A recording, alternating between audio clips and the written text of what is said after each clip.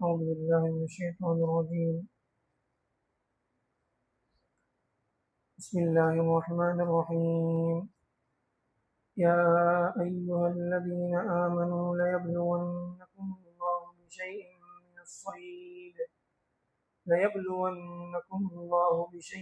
من الصيد تناله أيديكم ورماحكم ليعلم الله من يخافه بالغيب فمن اعتدى بعد ذلك فله عذاب أليم. يا أيها الذين آمنوا لا تقتلوا الصيد وأنتم حرم ومن قتله منكم متعمدا فجزاء مثل ما قتل من النعم يحكم به ذوى عدل منكم هديا بالغ الكعبة أو كفارة طعام مساكين أو عدل ذلك صياما ليذوق وبال أمره عفى الله عما سلف ومن عاد فينتقم الله منه والله عزيز ذو انتقام. یہاں پر اللہ تعالیٰ جو ہے حج اور عمرہ کرنے والے جو لوگ ہیں ان کے لیے ایک خاص حکم کی طرف اللہ تعالیٰ جو ہے وہ اشارہ کر رہے ہیں. چونکہ حاجی لوگ جو ہیں حج پر جاتے ہیں تو بہت ساری چیزیں وہ جو حلال ہیں ان پر حرام ہو جاتی ہیں احرام کی وجہ سے، جیسے بال جو ہے کٹوانا، سلے ہوئے کپڑے پہننا، ناخن تراشنا، خوشبو لگانا، یہ چیزیں جیسے حرام ہیں ایسے ہی جو ہے حاجی کے لیے یا جو شخص جو ہے عمرہ کے لیے گیا ہے اس کے لیے جو ہے شکار کرنا بھی حرام ہے. عام حالات میں آدمی شکار کر سکتا ہے لیکن چونکہ حج پر جانے کے بعد جو ہے کسی بھی خشکی کے جانور کا شکار کرنا اس کے لیے جائز نہیں ہے. تو اس کے سلسلے میں اگر کوئی جو ہے، چونکہ عربوں کے ہاں جو سفر ہوتا تھا، آج کل اس طرح کے مواقع شاید نہ آتے ہوں یا بہت کم آتے ہوں گے، کسی کو اس کا موقع مل سکتا ہے یا پڑ سکتا ہے، لیکن پہلے تو عموماً اس طرح کے حالات ہوتے تھے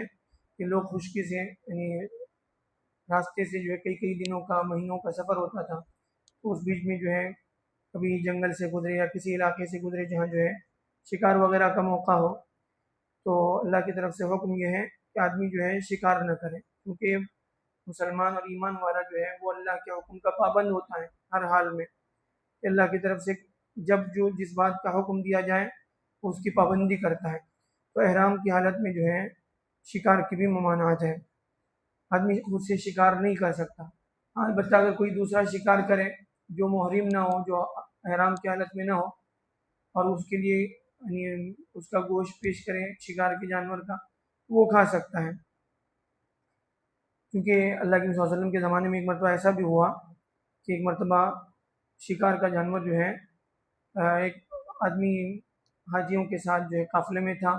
وہ محرم نہیں تھا، وہ احرام سے نہیں تھا،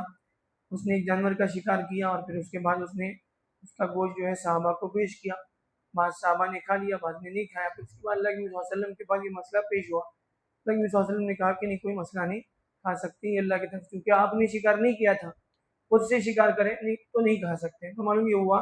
کہ فی نفسی جانور کا گوشت کھانا کوئی اس کا مسئلہ نہیں تھا، خود سے شکار کرنے کے ممانعات ہیں. اللہ تعالیٰ فرماتے ہیں اے وہ لوگوں جو اللہ پر ایمان لائے ہو، تو ایمان لائے ہیں، اللہ تعالیٰ جو ہے تمہاری آزمائش کرے گا ضرور بضرور شکار کے ذریعے سے. بعض شکار جو ہے ایسے بعض مواقع ایسے آئے کہ شکار کے لیے بہت جو ہے، چونکہ صحابہ جو ہے جس ماحول میں رہتے تھے اس ماحول میں شکار جو ہے کرنا بہت عام تھا، اور بعض علاقوں میں اس کا جو ہے بہت زیادہ رواج بھی ہوتا ہے. تو کہہ رہے ہیں تنالہ ایدیکم ورماحکم، کب بعض مرتبہ ایسا ہوتا ہے کہ شکار کے جانور پرندے وغیرہ جو ہے آسانی کے ساتھ آدمی کو یعنی ہاتھ سے بھی آدمی پکڑ سکتا ہے تو نہیں کرے گا. ورماحکم، بعض ایسے موقع ہوتے ہیں کہ آدمی جو ہے تیر وغیرہ چلا کر یا نیزے وغیرہ جو ہے اس کے ذریعے سے شکار کر سکتا ہے. تو یہ سب اللہ کی طرف سے تمہیں جو ہے ان حالات سے گزارا جائے گا. لیعلم اللہ من یخافہ بالغیب،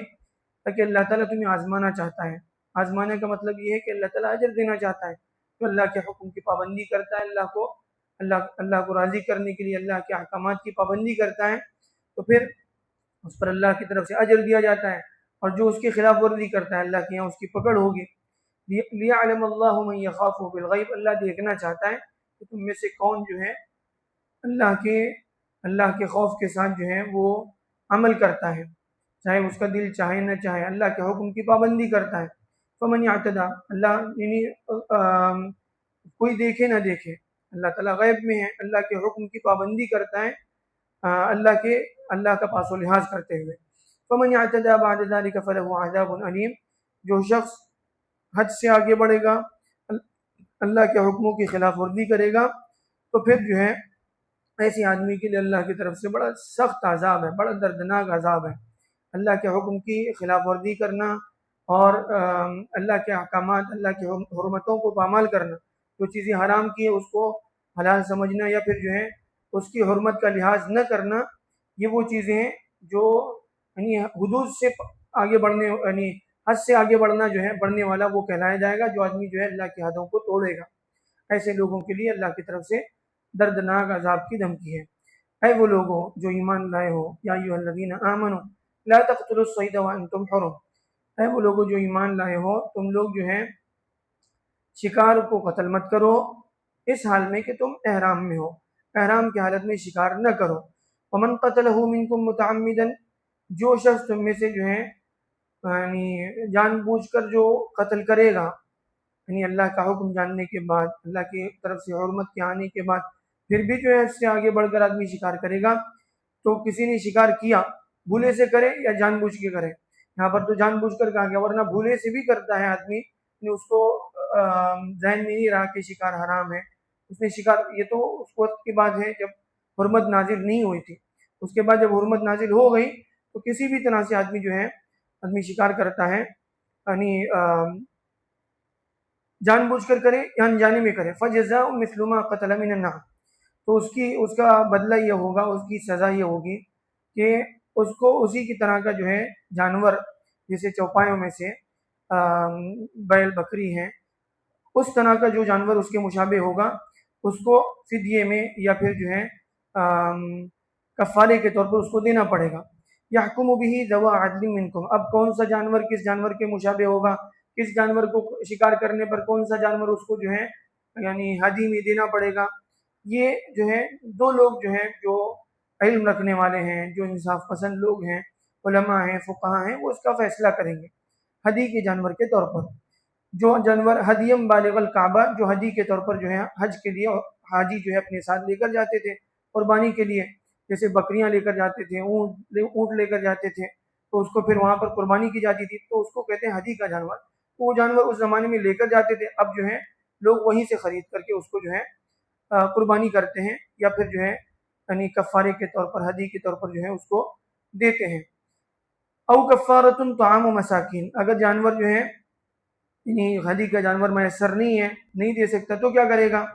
تو وہ جو ہے یعنی اس کے حساب سے جو ہے کھانا جو ہے کفارے کے طور پر جو ہے ادا کر سکتا ہے۔ اب وہ جانور جو ہے اس کے مقابلے میں کسی نے کوئی جانور شکار کیا، اب اس کے اسی طرح کا کوئی دوسرا جانور جو ہے کسی نے ہرن کا شکار کیا، تو اب بکری کا جو ہے اس کو دینا پڑے گا، بکری طے ہوگی، تو اب بکری جو ہے نہیں دے سکتا، تو بکری کے حساب سے جو ہے جتنا جو ہے اس کی قیمت بنتی ہے، اس قیمت کا جو ہے اناج خرید کر ایک ایک مد جو ہے وہ بہرحال جو ہے مسکینوں کو صدقہ کرے گا۔ اگر یہ بھی نہیں کر سکتا، اتنی بھی گنجائش نہیں ہے، تو ہر مد کے بدلے میں ایک ایک دن کا روزہ رکھے گا، اس کی قیمت نکالے گا، کتنی قیمت ہوتی ہے، پھر اس کے حساب سے اس قیمت کا کتنا مد اناج بنتا ہے، ایک مد کا مطلب تقریباً جو ہے 400-500 گرام تقریباً ہوتا ہے، 600 گرام، تو اس کے حساب سے جو ہے وہ روزانہ کے اعتبار سے ایک ایک دن کا روزہ رکھے گا۔ او عدل ذلك صیاما لیذوق وبال امرہ، تاکہ اس نے جو غلط کام کیا ہے، اللہ کے حکم کی خلاف ورزی کی ہے، اس کا جو ہے اس کو اس کی سزا ملے۔ عفا اللہ عما سلف، جو اللہ کے حکم کے نازل ہونے سے پہلے جو کچھ ہو گیا سو ہو گیا، اب اللہ کی طرف سے یہ حکم حرمت کا جب آ گیا تو اب اس کی پابندی ضروری ہے۔ ومن عاد فینتقم اللہ منہ، جو اللہ کے حکم کی یعنی پھر جو ہے دوبارہ اس طرح کی حرکت کرے گا اللہ کے حکم کا پاس و لحاظ نہیں رکھے گا تو پھر اللہ تعالیٰ اس سے جو ہے انتقام لے گا، اور اللہ تعالیٰ بڑا جو ہے غالب ہے اور انتقام لینے والا ہے۔ پھر اللہ تعالیٰ میں سے صحیح سبق لینا ہوگا۔